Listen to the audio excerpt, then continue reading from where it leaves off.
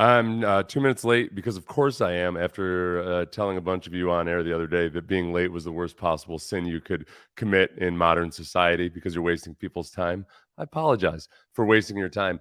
The one thing I've noticed in myself going on these last few days since the NFL draft is that I find myself growing increasingly optimistic about the Texans draft class, and I try to be true and honest to myself, but like honestly, it's hard to not let your bias creep in and your personal desires. So you start looking outward to try to find other evidence of people objectively looking at the Texans and saying, yeah, you know what?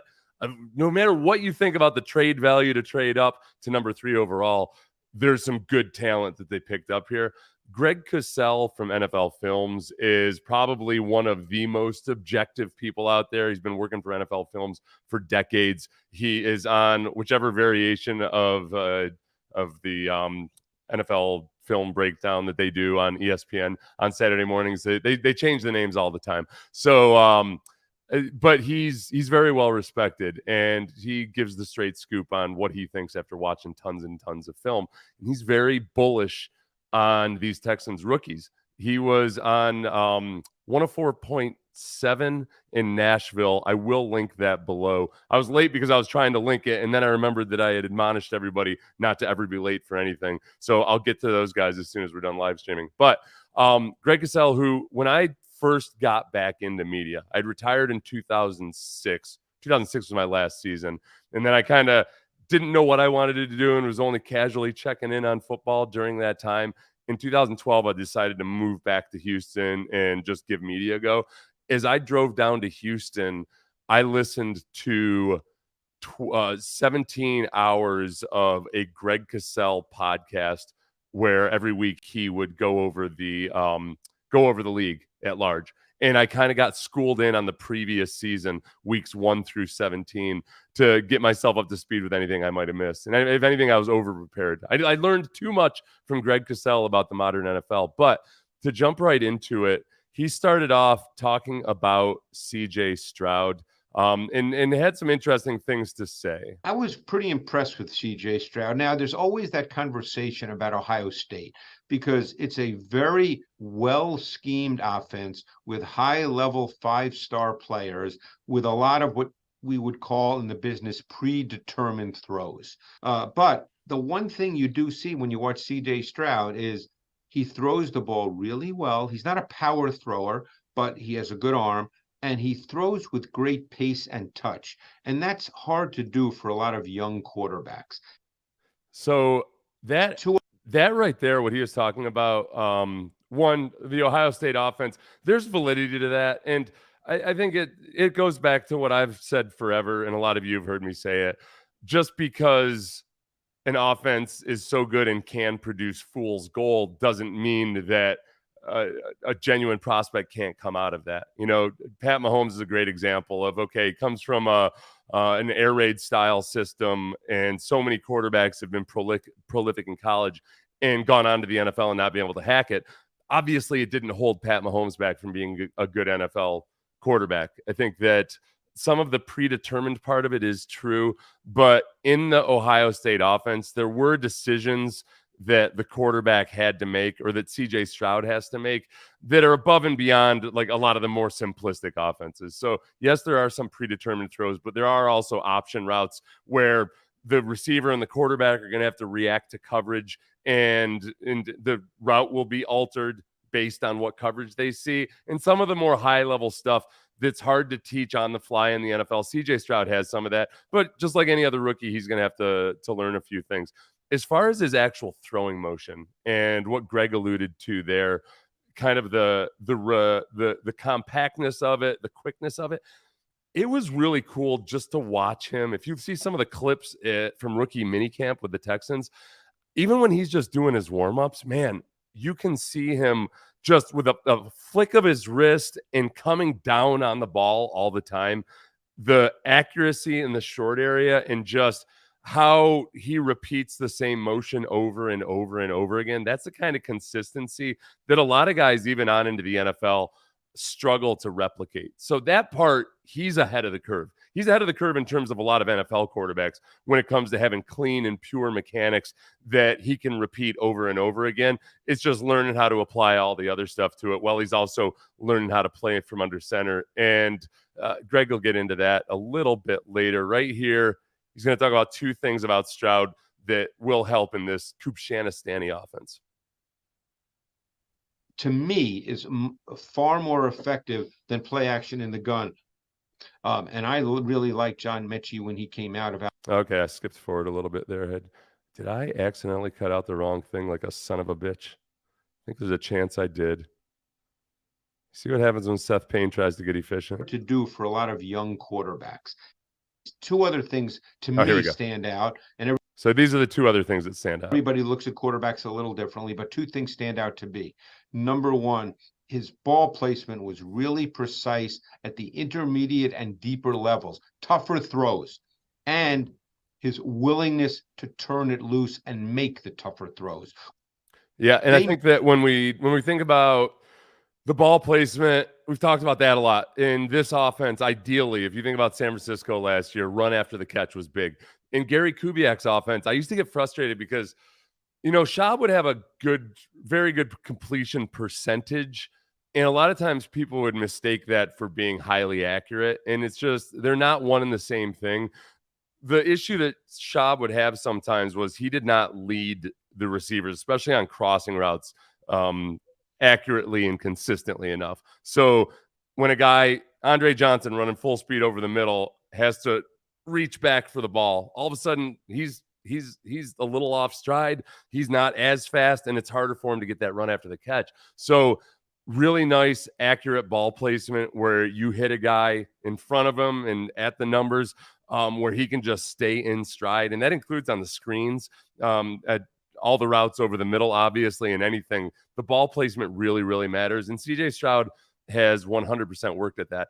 The willingness to throw the ball or unleash it deep, I think it's fair to say, okay, hey, he's had over the past 2 years, 5 first-round caliber wide receivers. So there's a tendency to think, well, of course he's going to be willing to throw the ball and let it loose. I don't care if that's what the advantage he had in college was. He still had to throw the ball accurately, and he did that. He still had to make the decisions on time and a lot of times throw with anticipation. He did that. Now, it was a lower level of difficulty than it was for some other guys. But when it comes to what kind of an incubator did he have to learn that willingness to unleash it, to get some of that positive feedback, it was a really good experience for him. I think sometimes we focus so much on, well, okay, Ohio State, it makes it too easy for quarterbacks and they can't learn this, they can't learn that. There is also a huge benefit to just being able to do things the right way and on schedule and in rhythm and really, learn how to throw a guy open when you're throwing to NFL caliber receivers. That some of those things, man, they might not have had as many examples to watch of CJ Stroud struggling with, bad receivers or anything, but they've had a lot of opportunity to see how he throws to NFL caliber guys when they're not open yet and he's throwing them open, they're about to come open. Like that part of it, I feel pretty good about, and that's where some of the Ohio State criticism is overblown.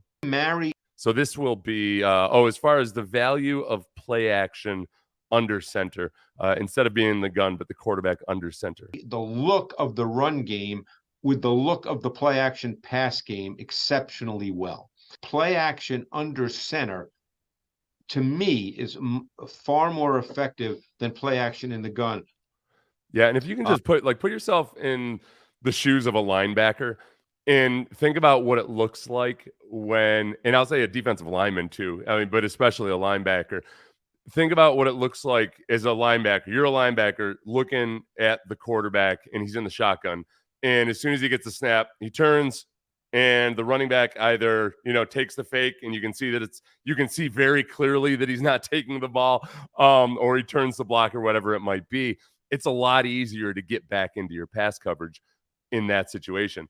Now think about being the linebacker, be the middle linebacker, or any of the off-ball linebackers or safety. Quarterback is under center. Running back is 7 yards deep instead of 5. And at the snap, the quarterback turns his back to you. The running back starts full speed towards you so that if it is a real handoff, he's coming hell bent for leather.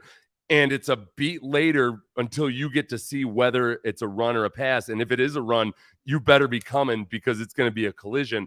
And then all of a sudden you realize it's a fake. And it's that extra 4 steps really, because the linebacker might take 2 steps forward more, and then have to take 2 steps just to get back to square one and then get into his drops. That's what really opens the stuff up over the middle.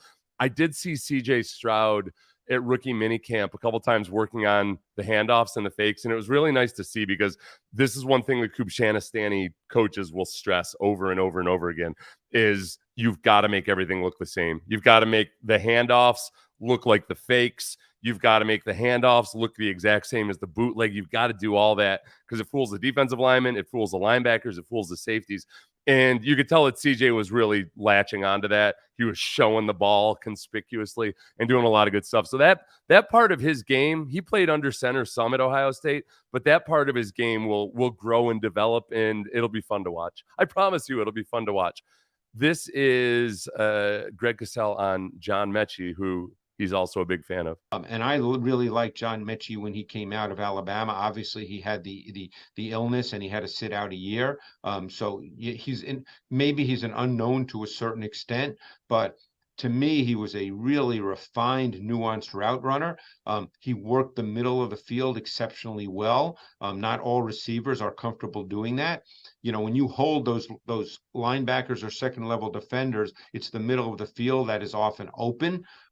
Yeah, so exactly what we're talking there. When you hold those defenders, when they're biting on the play action, then that's when it clears space for John Mechie behind those guys. For Tank Dell, he's going to get into Tank Dell a little bit later. You're going to be very happy. You're going to be very happy with what he says about Tank Dell, Xavier Hutchinson, Damian Pierce, even though he's not a rookie, and Will Anderson. He pretty much only talked about people that he's really bullish on. So he's a fan of Mechie. He talks about and alluded to his illness last year and coming back from that. That's why I don't want to get too pumped up for Mechie because it feels unfair to Mechie if he struggles coming back from cancer treatment and it takes him a little bit longer. I don't want it to feel like he's letting people down or anything. The fact that he's coming back at all is just the best news of all. So we'll wait. We'll hold on Mechie. Xavier Hutchinson, the 6th round pick, is another person of intrigue for Greg Cosell. Really liked Hutchinson. He's big. He's got kind of a smooth quickness to him. He kind of reminded me stylistically of Keenan Allen. Yeah, so okay, it's an interesting one. I think Keenan Allen, who is so good at all the nuanced stuff of the game, that part of the game where Keenan Allen wasn't drafted high, partly because he had a slow 40 and he wasn't a breakaway speed guy. And that's what Xavier Hutchinson looks to be, but can do a lot of the nuanced stuff and seems to have a feel for the game and was a late bloomer. That's a little bit of a theme, I think, that they've got this draft class. We've got a few guys in here on offense and defense who were late bloomers, but came on strong and showed something to where if you can just keep that trajectory going, then you feel good about it. So this is where I know I'm getting a little irrational. I start getting excited about guys who are 6th round picks or later. Like, there's a reason they're a 6th round pick. It's not as simple as just, hey, we've got some good things to say about them, so they're going to be awesome, obviously. But this could be that class, kind of like the 2006 class, which was Gary Kubiak's first year, where they ended up finding 5-6 viable starters. David Anderson was a 7th round pick as a receiver and ended up being a productive NFL player, like outplayed expectations. So when Greg Cosell says it, I get excited about it. Tank Dell, who we know and love and who will be wearing the number 13, forming, as many of you have noted, hopefully a 7-1-3 connection between CJ Stroud and Tank Dell. But Greg Cosell, as is everybody else who watches Tank Dell, very excited about the potential for electricity. This kid is explosive. Now, not necessarily vertically explosive. You know, his 40 time wasn't off the charts. But I got to tell you, this guy he's got sudden explosive movement traits, both as a route runner and run after catch. He's dynamic. He's electric. He's a game-changing playmaker. Yeah. So, okay. And he also, I believe, talks about, let me be sure, Now, he's 5'8 3/4, 165. But we know in this league now the way teams move people around. And keep one thing in mind, if they're going to implement a meaningful part of what the 49ers do, what do the 49ers do? I think the highest percentage of any team in the league. They motion receivers. Okay. So you put a guy like this in motion, you get him free access off the ball. I mean, this guy he's explosive off the ball. And by the way, he was featured at Houston as the movement motion receiver to do just what I said. So he is used to doing that. Yeah, so that is big because for a guy that size, you can't just line him up on the outside and expect that he's going to beat press man versus the bigger, more physical cornerbacks, or even some of the smaller and more physical cornerbacks. You got to figure out ways to get him free and off the ball, and not always from the slot. And the way to do that is to go in motion. I think, look, everybody knows by this point that, yeah, it's really good if you can use a lot of pre-snap motion. The trouble is, it's hard to do it and not make a lot of mental errors. I can remember playing next to Kyle Brady, who was a pretty bright dude, as a tight end, and we were in an offense where Kyle Brady had to go in motion and shift all the time, and he would get like 5 mental errors a game just because every time you change, the defense shifts. You've got to change your assignments and responsibilities based on how the defense shifts. So you're making it harder for the defense. But if you screw up on offense yourself, then you're not helping anybody out. And that's where it's tough for rookie quarterbacks sometimes to grasp onto that. That's where you hope that Bobby Slowick, the offensive coordinator, and through his experience with Trey Lance and with Brock Purdy, can get him up to speed on stuff like that quickly, because that's probably really the key to freeing Tank Dell to use all that athleticism, is to get him off the line of scrimmage and out into traffic without having to face any obstructions at the line of scrimmage. Just by way of illustration, this was the electric Texans offense last year. If you can look all the way down to the bottom there, I don't know if my graphic is showing up on your screen or not. I can't seem to get rid of that. But yeah, Texans were almost dead last in pre-snap motion. So the amount of times they had pre-snap motion going on, whereas the 49ers were like in the top 5, the Texans were not doing that great in the Pep Hamilton offense. Dameon Pierce, not a rookie, as you all know, but Greg couldn't help but mention Dameon Pierce as he was discussing the Texans rookies. Yeah, he's a runner that's really, really competitive, urgent, physical. He's a sustainer. He has just enough juice to be a little more than that, but you wouldn't call him explosive. But he gets what I've always believed is essential in the NFL if you're going to be a feature back. He gets, as I was about to say, hard yards. Okay, that is critical in the NFL. Yeah, the hard yards, like, we know he broke 7 tackles. And I went back and I watched that play where he broke 7 tackles versus the Jaguars. I think I went ahead and gave him 9 broken tackles, including the final guy who brought him down still got dragged for a few yards, which is like giving up, another 3 or 4 yards after the catch. So I went ahead and included that as a broken tackle. I would prefer to not have to see him do that this year. And I think one of the ways you can have him not have to do that is by having really good blocking downfield by the receivers. Robert Woods, who we haven't talked much about Robert Woods for understandable reasons. It's not a sexy signing or pick. I think you lose a little something going from Cooks to him in terms of potential game-breaking plays or electric athleticism. But Robert Woods is very, very capable and very willing to block downfield. And we know from the Kubshanistan days of our own, Gary Kubiak loves guys like that. Kyle Shanahan loves guys like that. That's how you get big, explosive running plays, is by having wide receivers who are willing to block at the second and third level. And I think that's the kind of guys they have. Nico Collins, who I'm, again, trying to reset my expectations on so we can watch him in an offense that's an actual scheme with a plan. A, I think there's untapped potential as a receiver, but B, even if he ends up being Kevin Walter, perhaps, Kevin Walter, a valuable part of a very good offense just because he was a good route runner, but he could block and was willing to block downfield, and he was a big-bodied guy. That's what Nico Collins could be. So As far as how that all helps Dameon Pierce, a combination of better blocking on the offensive line, better blocking at tight end. Dalton Schultz can block, and then better blocking downfield, and then also just Devin Singletary. So hopefully Dameon Pierce, let's get 4 or 5 years out of Dameon Pierce. The one defensive player that he talked to at length about in this, again, anybody joining us, this is Greg Cosell from NFL Films, who's just awesome and very, very objective, very honest with his opinions about all the film he watches on all these guys. And he's been very impressed with the Houston Texans rookies. Here he's about Will Anderson. Will Anderson, obviously, he was brought in not only because of his talent, but because of just the kind of kid he is. I'd be very curious to see how they deploy him. Obviously, he's going to play defensive end. But at Alabama, they did a ton of stunting. They did a ton of slanting. There were times they moved him inside. He's a straight line, linear, explosive power player, far more than he is a bendy, flexible player. But he plays with great power, and he's got a great body. What he needs to learn how to do better is he needs to learn how to use his longer arms. That's one area that he clearly needs to improve. It's absolutely coachable. They will work with him on that.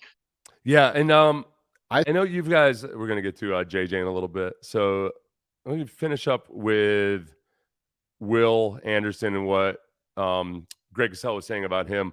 And I think sometimes people balk when they hear that because it's like some kind of a criticism or something. Everything he said about Will Anderson is true. Just like any of the 31 rookies drafted in the first round this year, they all have to improve on something. Not a single one of them is a finished product. And a lot of those guys will figure it out in the first week.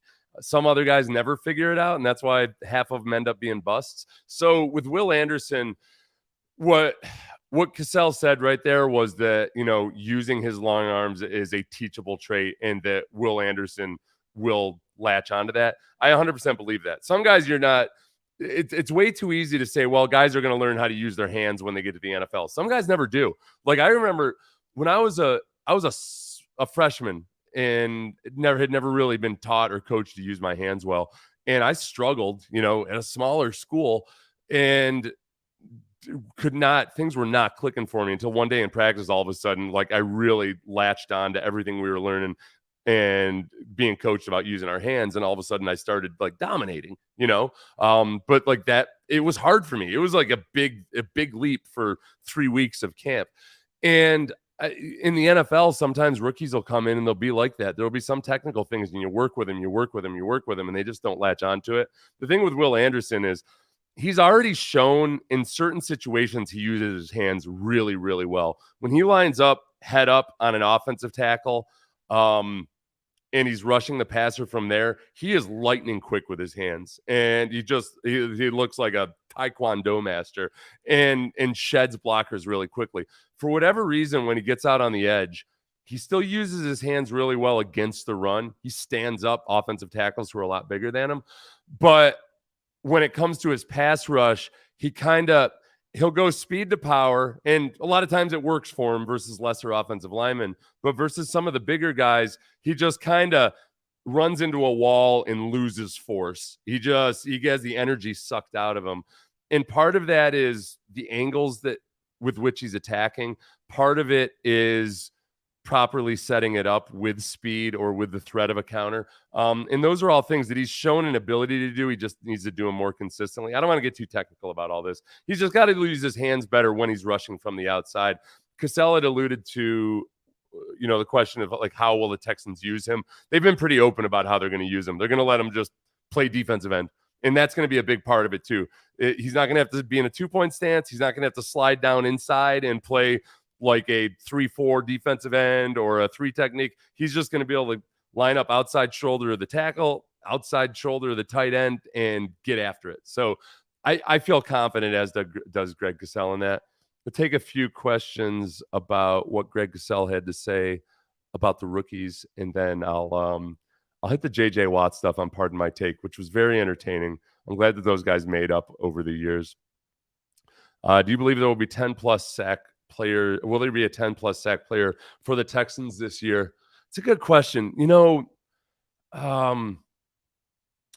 Wade Phillips always used to figure that to be a really good defense, you got to have 2 guys that have 10 plus sacks to be a really good pass rushing defense.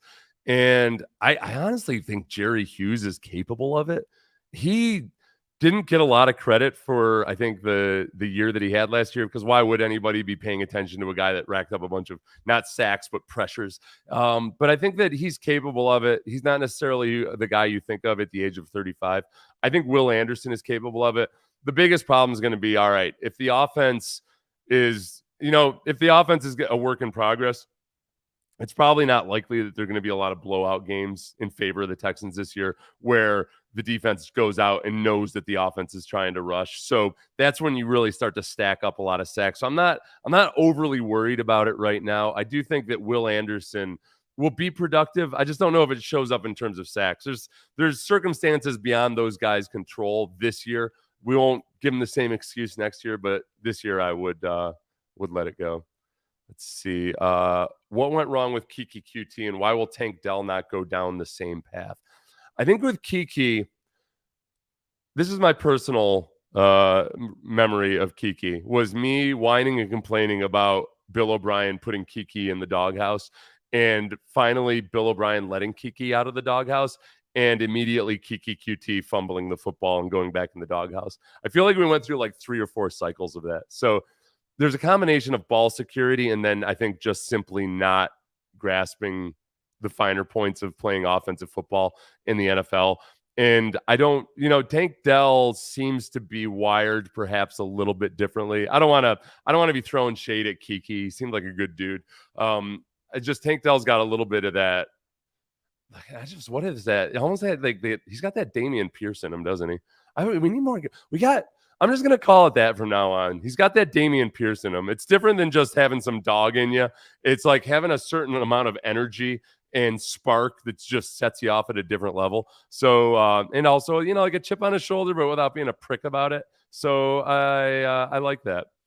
My favorite channel for Texans content. Thank you, JJ Stagg.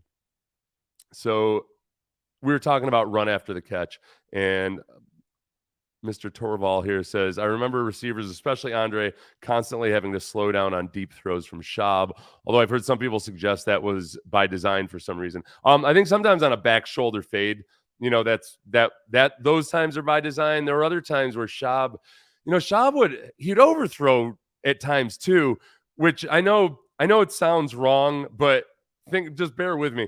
Like, everybody's got the ability to throw the ball that far in the NFL.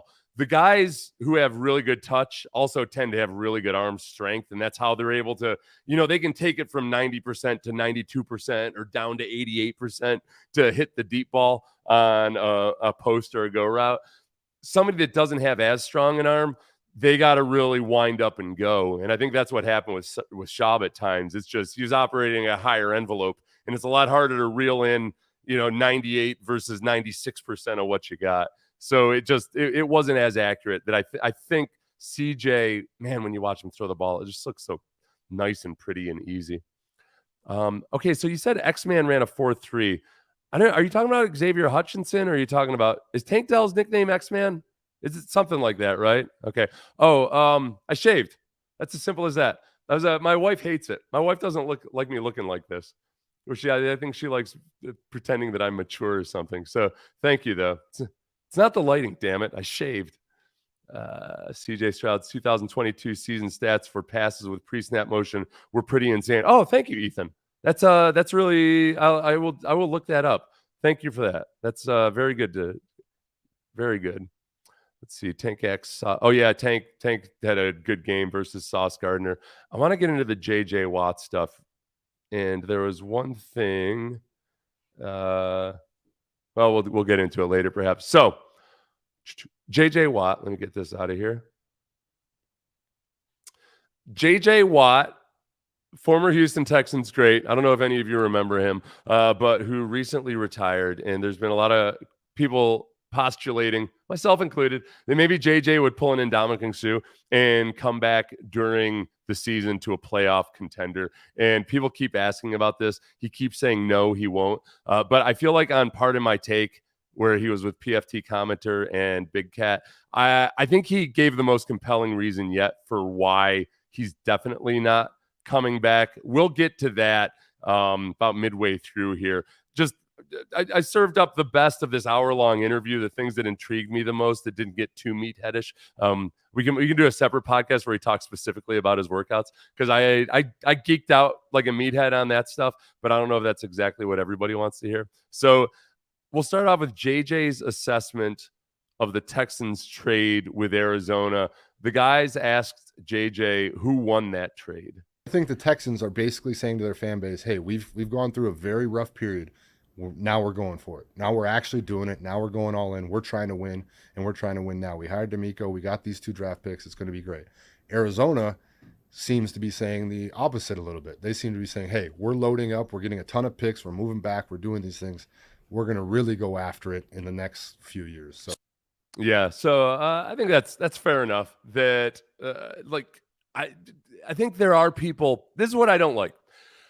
When people criticize the trade up to number 3 based on trade value, they have valid points. Okay, and if you have the argument that it was really a package deal because they were just flat out going for it, they wanted to figure out a way to get both CJ Stroud and Will Anderson. I can say, okay, that's fine if that's the compromise. I get it. It was an aggressive trade. One way or the other, it was an aggressive trade. I don't like when people go a step further and say, well, the Texans overpaid and they leveraged their future. Because then you've betrayed that you absolutely have no clue what the Texans' future actually looks like. And you're ignoring all of the capital that they got from the Deshaun Watson trade. So I'm okay. I like to say I'm okay with the trade if you call it a trade for Will Anderson, and it was way more than most people would pay, but it was an aggressive trade for somebody that they feel super confident about, because all of those picks, whether you want to say it's 3 or 4, depending on the swaps and all that, the picks that you gave up, you've got a 50-50 shot of those guys working out. So you get a couple of guys versus one Will Anderson, who's a top 3 pick in the draft. It's an aggressive move, and I don't think you have to do it to placate the fan base. I think you do it to placate a team that wants to be good and can trust more so than with other prospects. More so when I actually, and I said this all along, you guys know that I switched from Tyree Wilson to Will Anderson about the day of the draft. Actually, I will say, I think that of the top 3 defensive prospects, Jalen Carter, Tyree Wilson, and Will Anderson, including when I liked Tyree Wilson, I still felt like Will Anderson had the higher floor. There's much less of a chance that he's not going to be good compared to those other defensive guys. Or if you take top 3 picks from various other draft years and generations, that's the price you're paying. It's like paying for an insurance policy. You're paying a premium to get up to a guy that you feel really good about. So that part of it, I'm fine. If you think they overpaid, then so be it. But just put it in the proper context that the Texans overpaid, but they've still got a lot in their coffers for next year. This part was interesting, and it's somewhat draft related, because the guys read JJ a couple of the negative reviews, and the don't pay attention to the whole take as much as JJ chuckling as soon as he hears a certain name. Oh, and this is based on when JJ was drafted, and JJ heard boos. I don't know if you know any of these, but a guy named Chris Baldwin on the Houston Culture Map wrote an article saying Texans will rue the night they took Pizza Boy JJ Watt over Nick Fairley, Houston lover. I do recall. Yeah. So, yeah. Chris Baldwin, who wrote the infamous story for the Culture Map, Houston Culture Map. Chris Baldwin was always cool to me. He hated Mike Meltzer for some reason. I don't know exactly why, but he liked me and hated Mike Meltzer when Mike Meltzer and I were co-hosts on the show forever. Chris Baldwin was writing a story. Like many people, he was skeptical of J.J. Watt. Mike Meltzer from the very beginning thought that the J.J. Watt pick was a very good pick. And as many people have pointed out on draft night, I think Steph Stradley pointed this out the other day, it wasn't like the whole draft party was booing JJ. It was a pretty vocal group of people near the cameras, and that's what you hear. So I don't abide that like the entire city was booing JJ. The part that I this was a little bit depressing, and I felt bad for a young JJ Watt. This is what it was like after the draft, after all the excitement, when JJ realized that at least a portion of Texans fans were not fans of his? So draft night, it's fascinating. I mean, you get drafted, you're in New York City, obviously you do all the media and everything around it, and then you go back to your hotel room and you can't, I mean, the adrenaline is just flowing through you. You can't sleep. I mean, your whole life literally just changed. So I sat there in bed and you just scroll through it all, you kind of read it, and I'm sitting there like jacked up. I'm excited. I just finished all my media talking all positive about Houston, and then I'm laying there in bed just scrolling through my phone like, wait a second. Yeah. Nobody fucking likes me. Yeah. Why do these people not like me? Yeah. This whole city. This whole city. That's social media in a nutshell, by the way. It's all it takes is 5 people to hate you on social media, and they're like a SEAL team. It feels like, a SEAL team is really good because it takes a limited number of people, or any of the special ops. They're really good at making it seem like a dozen people are 50 people by shooting from all directions. And that's what a bunch of people on social media can do. They can make it feel like the whole world is against you. I want to address this real quick. I'm curious what trade chart math is being used to call that trade so unbalanced. By the math, as I understand it, the trade was slanted towards the Cardinals by maybe 5%, which is pretty negligible. The big difference is, are you trading for a quarterback or are you trading for a position player? So when you get into the top of the trade charts, the values all break down to hell. Like, it's all over the place. But when it comes to non-quarterbacks, that was the second highest price ever paid for a non-quarterback, but it was behind Julio Jones. So, like, Julio Jones, I don't know. Do people largely regard the Julio Jones pick by the Falcons as a bad trade, or as an exorbitant price? I mean, it's an exorbitant price, and the Falcons didn't get really good immediately from that trade, but Julio Jones ends up being an awesome player. Now, that's the outlier, but that's generally the fact that it wasn't a quarterback is what sets it apart. Back to JJ, damn it. No trades needed for JJ. So this is what JJ did with all of that negative energy. It did for me trigger like okay, I'm gonna show these people. I'm gonna come in and I'm gonna give them every single reason to root for me. And that's kind of my goal, is to overturn these fans and make them understand and get them on my side. And it kind of became a challenge of mine. And I'm very fortunate that they were open-minded enough to switch and come along with me, because Houston is literally like family now. I was just there last week. I'm going back there tomorrow, and Houston truly feels like family every time I step in that city. Yeah. Oh, I didn't catch that part, that he was going back tomorrow. I don't know if this interview was yesterday or 2 days ago. I get the sense. One question: does anybody know this? I've never wanted to ask JJ this myself. Whenever I have talked to JJ, I try really, really, really hard not to be a media guy or curious at all, because I know he's got 400 million people coming at him with stuff like that all the time. But does he fly private, or does he just I don't know. It's hard. He's still big enough that it's hard to be inconspicuous. As far as the tact he took in trying to win the entire city over, I don't know. Do you think if he hadn't gotten booed on draft night, that he would have been less aggressive in pursuing the whole, the persona of JJ, the John Cena persona? I don't know. I feel like he would have anyway, because he's pretty savvy about but it was good to have that persona, not just obviously all the actual football stuff, but, and I think he would have done the charity work regardless, but he very much amped up that John Cena image.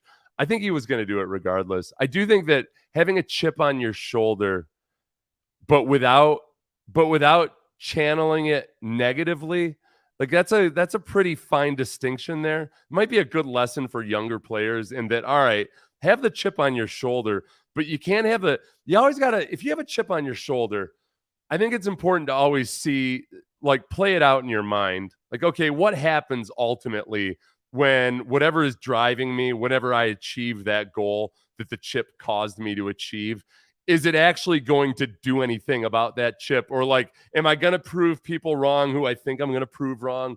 And, will people apologize? Am I going to get to go on Jerry Springer and say, you thought I was all flat, but now I'm all that?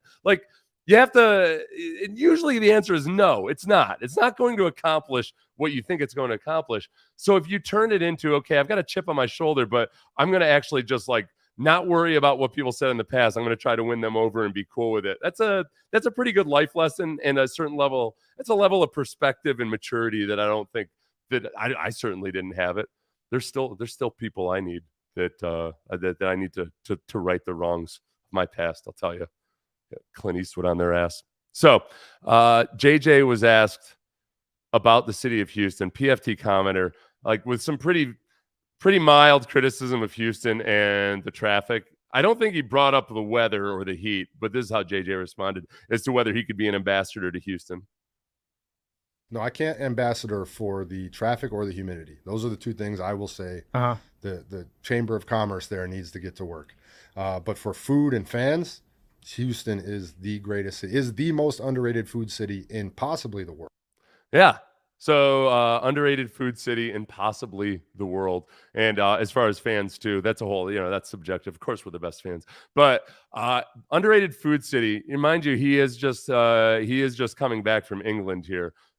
England, by comparison, if he's going from England to Houston and looking for Tex-Mex, then he's 100% going to be happy to get back in Houston, or for pretty much anything else. I do think that is one thing that you talk about, making your own natural resources. Like countries, this is what a lot of tiny Asian nations have been able to do in the Pacific Rim. They don't have natural resources, so they create their own resources in terms of technical expertise, or various facets of education. You got to create your own resources. I think Houston's done a really, really good job of creating their own resources, and I would include in that, because in food, like you got a great restaurant scene. What are you gonna do? That's awesome. Like you just created your own attraction and natural resource, and something nice that people say about the city. Likewise, I think the bayous, they've done a good job of, in recent years. Since I moved here in 2002, the bayous have gone from a place where maybe you might see some random kids fishing in a bayou and you'd have to go warn them not to eat whatever they plucked out of the bayou, to now, you certainly wouldn't want to walk along a lot of the bayous back then, where now they're lush, both flood control mechanisms, but also nice parks. And so kudos to Houston for that. This right here, this is what I had promised you guys. What's this? You're not a fan of beans on toast? Oh yeah, that's a big English, the monarchy thing there, right? I kind of like beans on toast, actually. It's a complete protein. You get all your glycine, your lysine, everything you need in beans on toast. So I'm kind of a fan of beans on toast. Okay, this is the part I promised. If you had any kind of fantasies that JJ was going to step back into the limelight after just taking a few months off to think about it, I feel like this is the most compelling reason, and it jives with everything you know about JJ Watt. The most compelling reason that JJ is not going to make an Ndamukong Suh type comeback with a playoff caliber team in November this season. I can tell you right now for a fact I'm not coming back. For me to play this season, I would have to be training right now. And my body, if I went out there to play right now, it would not perform. I haven't run since the last game of the season. So I could not physically do it. Yeah. And this is after he's had a conversation with these guys about, how he's working out now and what he's been up to. He won't go over 405 when he's squatting, which is stupid. This is what happens for the 2 years after you're done.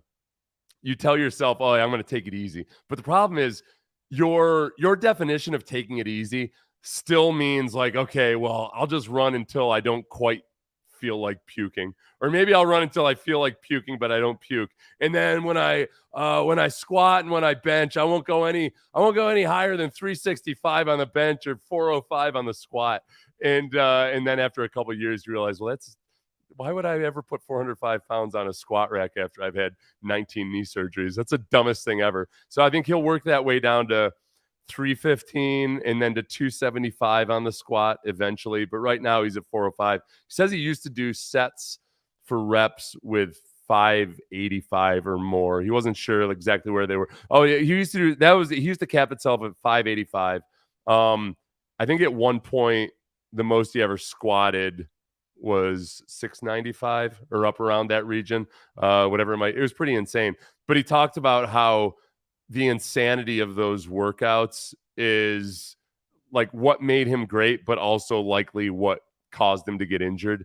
And he's open about, I think, being conflicted about it. And I know he was conflicted about it while he was playing, was he didn't know how to play without working out like that. There's a fear of, okay, what am I? If I'm this good when I work out this way, I can't take a step backwards and try to work out in a lesser intensity, but hope that I stay healthy. And yet the advice he gives TJ Watt now is, listen, man, like, you can do whatever you want. You can impress people in the weight room all you want. If you're not on the football field, it doesn't do anything for you. So you got to be super careful and not do all the stupid things I did. I try to tell younger guys this all the time, but because I was that way, and I ended up, I think, having injuries later in my career because I never took any breaks, and I was psychotically doing my legs as heavy as possible 12 months out of the year, including the last month of the season. I think over time it caught up to me. But it's just, it's like being addicted to a drug. It's a positive drug that's, it works, and it's legal. There's nobody going to come in and give you a pee test for squatting too heavy. And it just, over time, you start to break down. So he's not coming back. As far as Giannis Antetokounmpo, I should have pulled the clip. I think most of you have probably seen it. After Giannis was eliminated from the playoffs, a reporter asked him if he thought the season was a failure. And Giannis kind of went off on the guy, talking about how, hey, failure is a necessary step towards your ultimate achievement. Nobody takes successively positive steps and wins every step along the way. You got to have some failures to have that ultimate success. JJ agrees with him. I get from the sense of their conversation that Big Cat didn't agree with Giannis, or at least criticized him for it. But this is JJ's take on that. I absolutely agree with Giannis's comments. I completely see people on the other side, and I understand why somebody would say that's not the winning mentality. But in terms of, as an athlete, how you have to mentally live your life to not put yourself into a really, really shitty way, which I can say I've been in before. I love his perspective, and I love the way that he went about it. Yeah, and then he went on to link. Then I'll link this. I'll link the Nashville interview with Greg Cosell. I'll link the interview with JJ on Pardon My Take. I don't think they have a standalone one. You got to scroll to it. But it's really good. He gets into just how devastating it is emotionally, and how much he felt like he let down the city. I'm going to play part of that clip right now because I want to address some of my sports radio cohorts, some of my colleagues at Sports Radio 610 who are skeptical of this attitude by JJ. I really put myself through the ringer every time I got injured. Like, man, fans are looking at you and your teammates are looking at you, and everybody wants you to be out there and you're not. That shit is very tough. Yeah, and I remember one of his last injuries, he apologized to the fans. And I can't remember who it was, but somebody that I work with had said that he felt like that was disingenuous, because why would he apologize to the fans? And all I could say is because you genuinely feel guilty about the fact that you're collecting a lot of money and not out there working. Like most guys like that are good dudes have a work ethic where Will Anderson was like excited. Will Anderson in that clip on the Texans Instagram was over the moon to be actually a working man in America. Like, he walked in and he's like, this is my workplace. That's really cool. Because when you're in college, yeah, you're getting NIL money, but that never feels like real money. Frankly, it feels a little bit like a scam sometimes. You're like, I never had NIL. They weren't giving me the $100 handshakes at Cornell back in the day, but but like, it always, endorsement money and everything, it never feels like real money. But like showing up and getting an actual paycheck, used to be in physical form, but now auto credited to your account. Like, that's, man, you're a working man. So likewise, if you have pride in working a job that you're still getting paid for a job you're not actually doing, and people have expectations, it sucks. And with JJ, he went through it over and over and over again. So like that part of it, and he makes a bunch of points, and each step along the way, he understands and is 100% grateful for the fact that he was able to do everything that he did. He's not asking anybody to cry him a river. It was just, it's emotionally difficult after a while. And I think that's another reason he probably doesn't want to go through that again either. Some team signing him, and then if he gets injured and misses the playoffs or what have you, it's it's one more step in that cycle where it's really, really hard for him to stay healthy there at the end. One last little bit, just because this was gruesome and horrific and yet kind of impressive, was him describing when he tore his pec back in the 2019 season. You'll recall he would later go on to come back and play in the playoffs. My pec injury, I did not know what happened. So I tore my pec on one play. Josh Jacobs' knee hit me right in the bicep, threw my pec back, pec torn. I didn't know. Zero pain. Literally clean off the bone, zero pain. I went to line up for the next play and put my hand in the ground, and I couldn't lift it to put it in the ground. So I stood up and in 2-point stance for the next play. I went to run and my arm wouldn't move.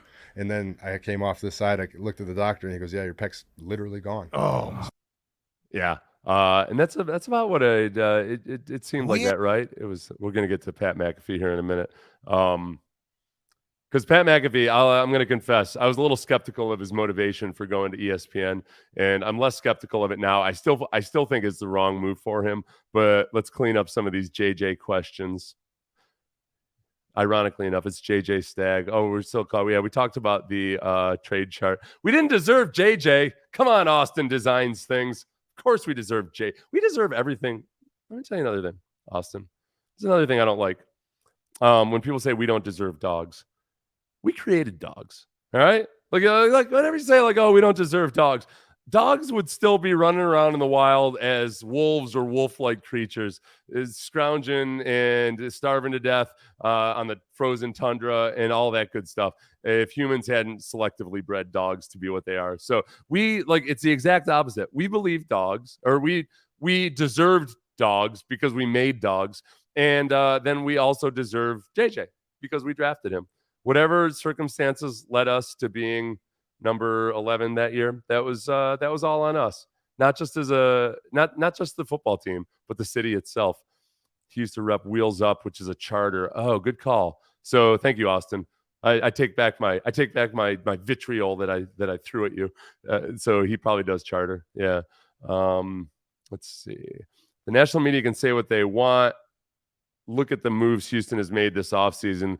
We'll set up Stroud for success. The rookie with the aggressiveness Nick showed. We may add a DT and a wide receiver. Yeah, and even if they don't, then I think that by adding the guys that they did, pretty much like one at each position group. Off-ball linebacker. I forgot. It's not a 3-4. I can call it just a linebacker. Linebacker, they added a few guys that can compete, but there's more competition amongst veteran players there. And I'm good with where they are. I don't expect them to necessarily, I don't think they're going to try to trade for Quinnen Williams or anything. Don't get me wrong. I'd be excited as hell if they did. But I think a lot of it is going to be about the development of the rookies this year. I would love to see Miko get JJ and Andre to come in as consultants to help coach up the team's chemistry. I think Andre is going to be around. I mean, he has been from the entire process. Oh, I think on draft night, leave that up there. On day 2 of the draft, I was doing the broadcast with Mark and John from the stadium. And I went in to grab some food with Mark from the team cafeteria, or whatever they call it, the performance center, during one of the breaks. I walked in and I was looking down at the table and I saw, oh, there's CJ Stroud and Will Anderson. That's cool. Still wearing the same suits that they'd been wearing at the press conference like 4 hours earlier. It's not fun wearing a suit as a big man. I feel bad for Will Anderson. But I just shook hands with those guys real quick, told them they had crushed the press conference, which they did. And they were, of course, very cordial and polite. And I talked to them for just a real brief minute. And went up, grabbed some coffee and some water, came back, and I hadn't even realized that the guy they were sitting with was Andre Johnson. Because you can imagine Andre's not there. I didn't recognize Andre by him, talking loudly or anything. So Andre is sitting there just eating with a couple other former Texans and those guys a few hours after the press conference. So Andre was there on draft night. Andre got as excited as Andre's version of excitement when it isn't like angry football excitement, like I just made a touchdown or we just won a football game. The most excited I've seen him off the field was after the Texans made that trade up for Will Anderson. I think that level of excitement that he had was palpable. So Andre's, very much back in the fold and invested in the team. I think D'Amico is going to probably make it that much tighter. Andre was there. Every time I've seen D'Amico in like a non-football setting where we do some of these other functions, Andre's there. So like Andre's going to be a part. I think JJ's going to be a citizen of the world, at least for now, because he's over in England promoting Burnley, the soccer club. I think a lot of teams sometimes bring in a celebrity or an athlete thinking like, oh yeah, we'll get this big boost and they'll be good for PR. And then the celebrities kind of under deliver on that side of it. JJ's going to latch on to the delivering that side of it. So, but I think he probably will be around a little bit. I don't know exactly what he was doing in Houston recently. So maybe he was visiting the team, talking to the rookies or something. And, D'Amico and JJ crossed just 1 year together. Right. So that's, I think that's very much a possibility. Man knows the entire chemical makeup of a bean, doesn't know what a glottal stop is. That's right. That's how you learn though, man. I didn't know what a glottal stop was. I asked you, you told me, and now I don't remember what it was either. JJ might be better off not having gone overboard on workouts.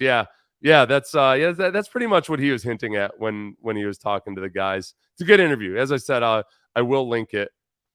I wonder if changing JJ from an interior rusher to a primary edge rusher might have impacted his career's length. The torquing on his back and core from bending around the edge couldn't have been good. That's a really, that's an interesting way to put it. I'd never thought of it that way, because I think usually you think you move a guy outside because it's less wear and tear and it's less beating up. But you're right, it is a more of when you've got to take on a combo block, if you're going down to a knee or whatever, it's not the same level, it's not the same angles and speed and force as when you're trying to bend around the edge. That's really interesting. Blade, I'm going to pronounce it Blade. I apologize, Blade, if that's not the correct. I'm still hyped about the trade up. And to move, let's see. He moved to ESPN to be there for his family. I'll never fault somebody for doing that. So this is where Rotten Oxford, we are going to get into Pat McAfee. And I'm just going to do this. I don't think Pat McAfee is going to copyright strike me for using this. As soon as he moves to ESPN, he totally will, because he won't do it, but the ESPN people will. I'm upset that the McAfee show is going to ESPN, because they don't copyright strike crap. They're like, hey, it's the internet. Feel free to use it. It's all promotion for us. ESPN, oh my God, you use like 6 seconds of Stephen A saying something, you're going to get copyright strike on it. But I'm going to just use a few minutes that I cut out from his announcement, because this is what I had thought. Is I agree with you, Rotten Oxford, that yes, he needed to do something to take some of the pressure off of him. Pat McAfee, who has this show on YouTube, he's moving to ESPN. That's been announced. If any of you don't know Pat McAfee or haven't watched his show on YouTube or anything, he's kind of writing his own rules. He started a YouTube channel with a bunch of his buddies after experimenting with doing various different things, and he's become very, very, very, very successful. He was making $20 million a year with his FanDuel deal, whatever it was, but also, was a CEO of his company. He was an employer. He had employees. He had to handle all the expenses, the courting of advertisers, all of that.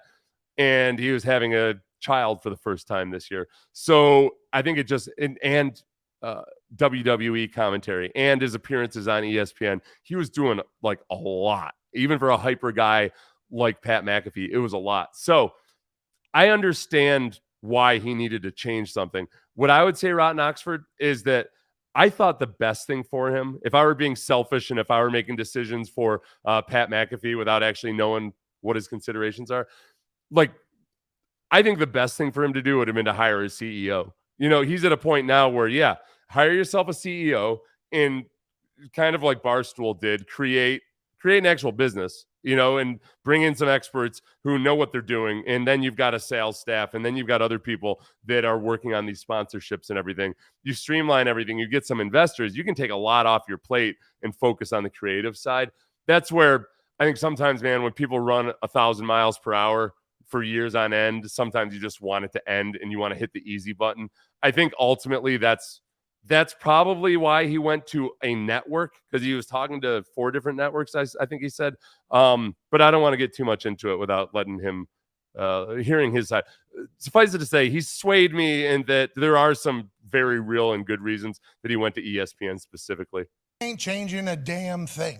That was Okay, first of all, I believe he believes that right now, but he contradicts himself. Contradicts himself very quickly, and he's going to have to change some things. I believe that he believes he won't have to change a damn thing.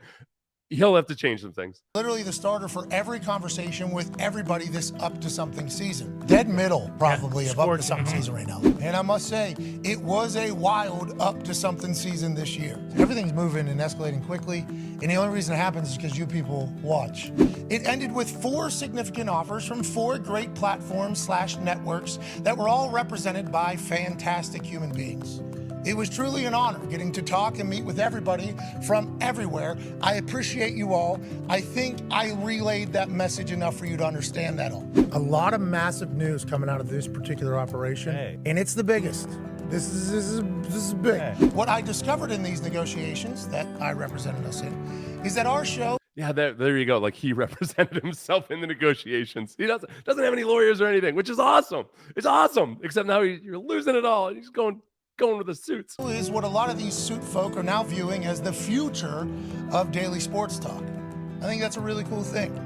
A few years back, none of these networks would even give me a meeting. Now, we're the tip of the spear of what sports media needs to be in its next chapter. Okay, that great. Oh, son of a bitch.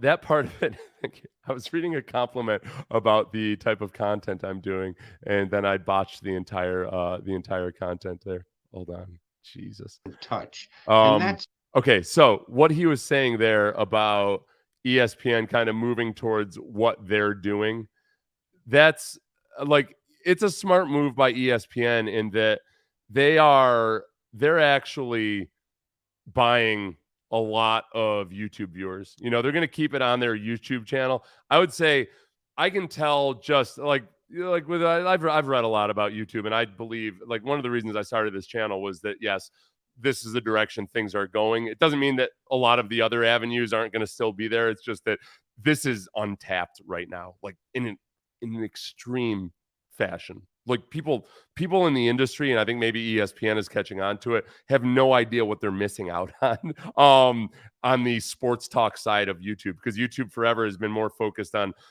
creative types and educational and everything. So McAfee really showed what could be done. So ESPN is looking at McAfee, and he's got however many million subscribers, and if they're all coming over to their ESPN station, like or channel, like he pays for himself immediately.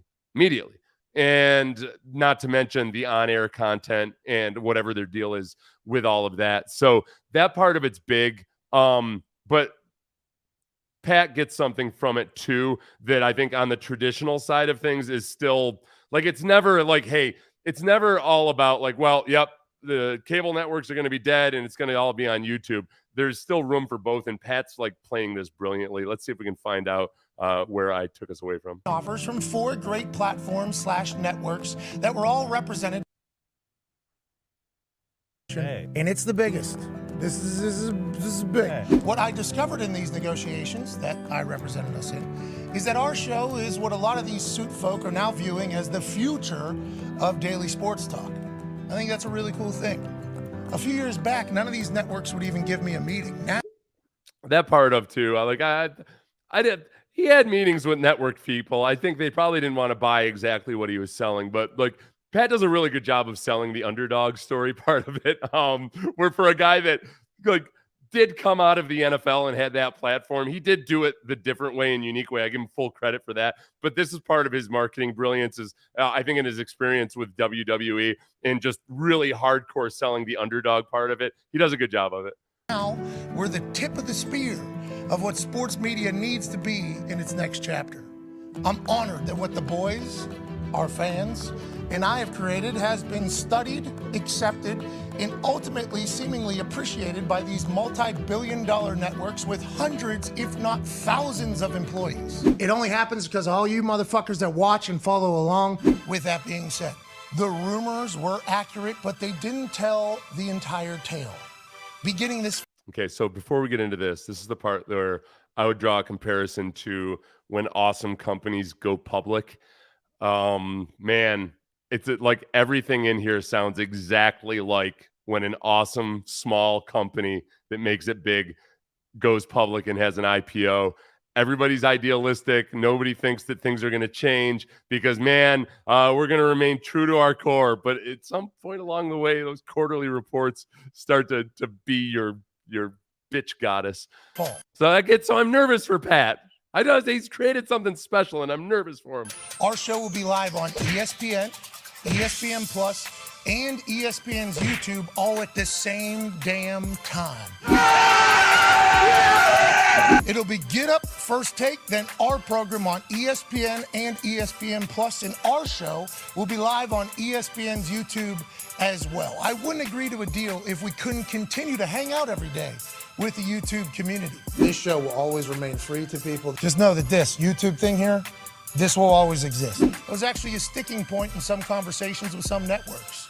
And now... So that was smart. I mean, if they didn't want to stay on YouTube, for one, I think it's a bad move for what he's built already, which is actually the valuable asset. Like if a network wasn't interested in his YouTube following, then I don't know why they would be competing at the same price as ESPN. And I can't tell you enough.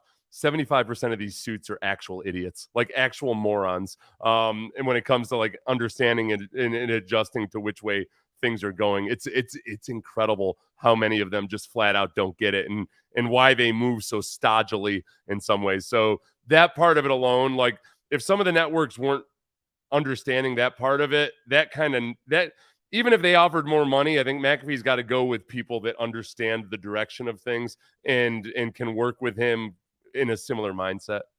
Our show will also be on in every airport, cafe, restaurant, house, etc., with the incomparable power of ESPN.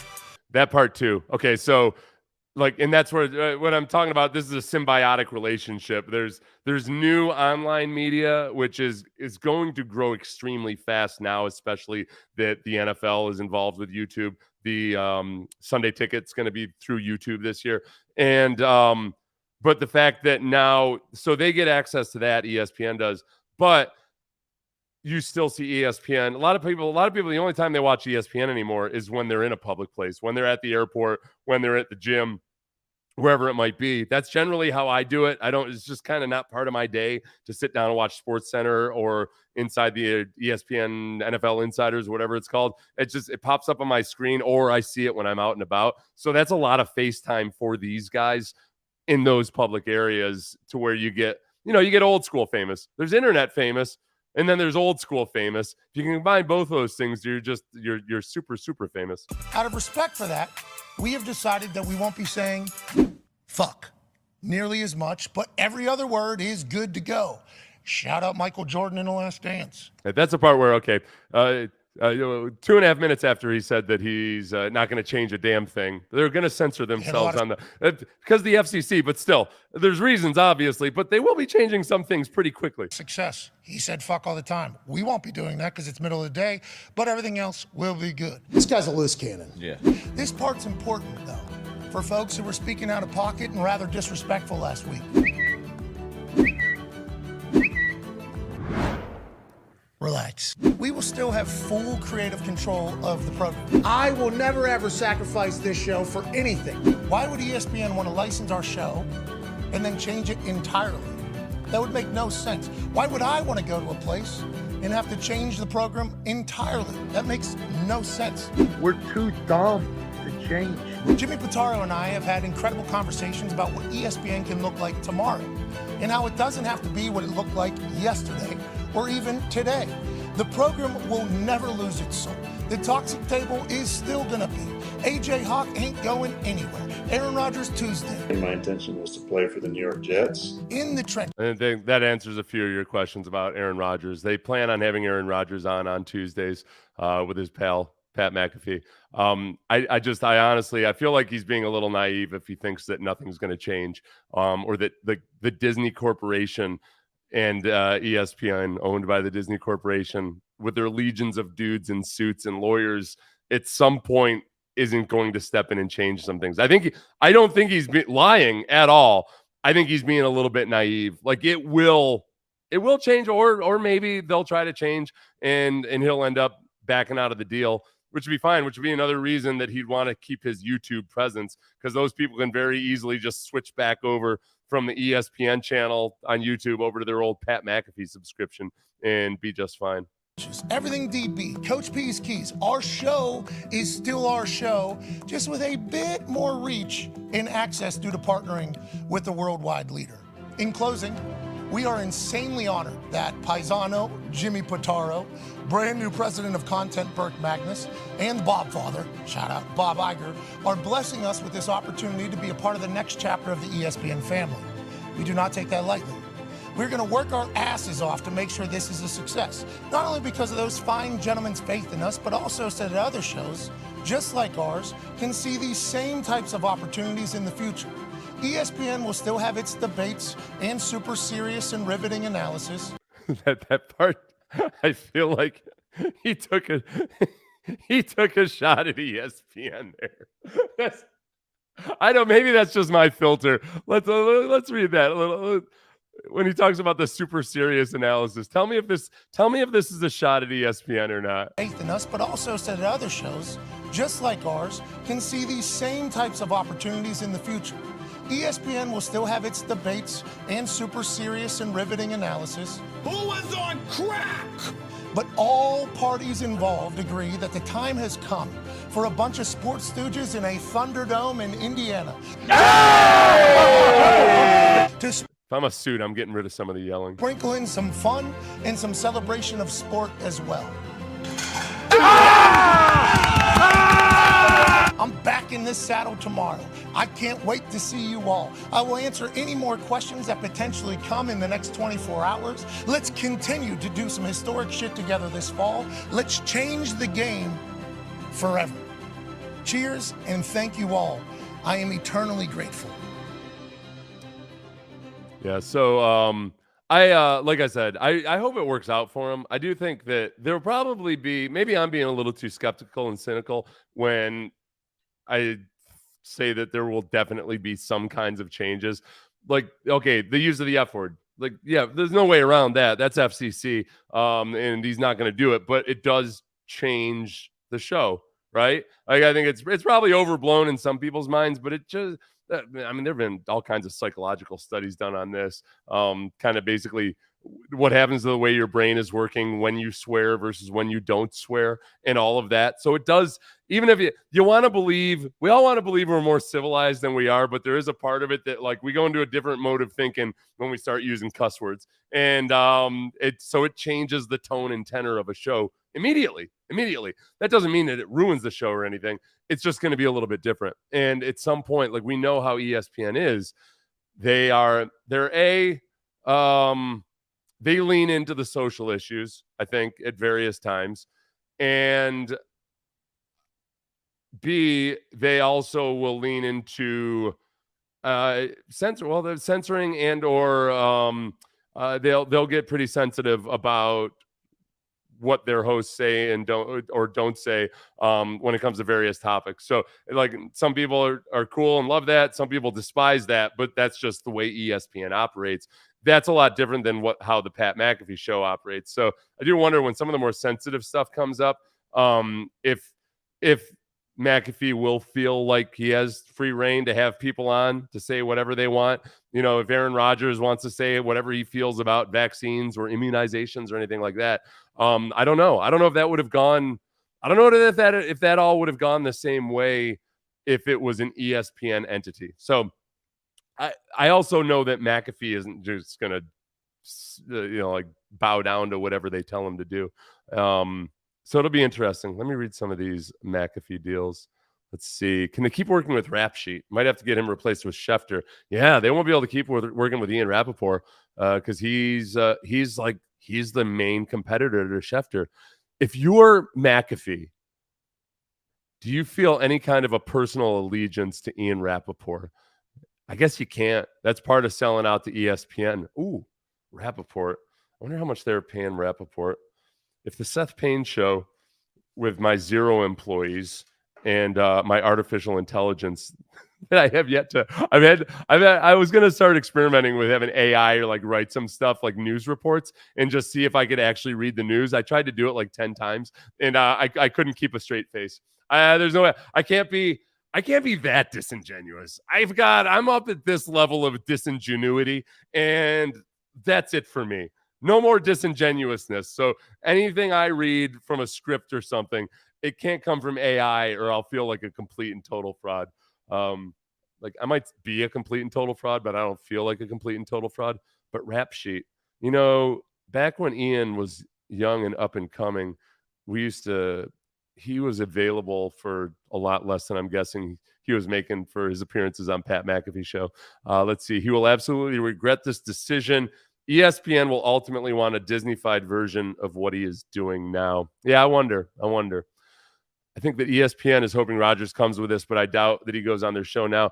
I don't know if I think Rodgers, I get annoyed with Rodgers sometimes because I feel like he takes swipes at media members and like makes blanket accusations of irresponsible journalism when it appears he hasn't even read the articles.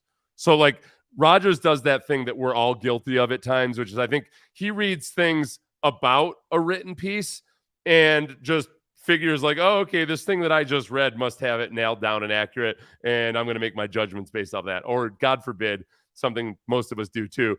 You read a headline and you're like, oh yeah, I got the gist of it. And meanwhile, it's a misleading headline. So he's done that a couple times where he's criticized writers of pieces inaccurately. Like the writers were actually accurate or they didn't say what he was criticizing.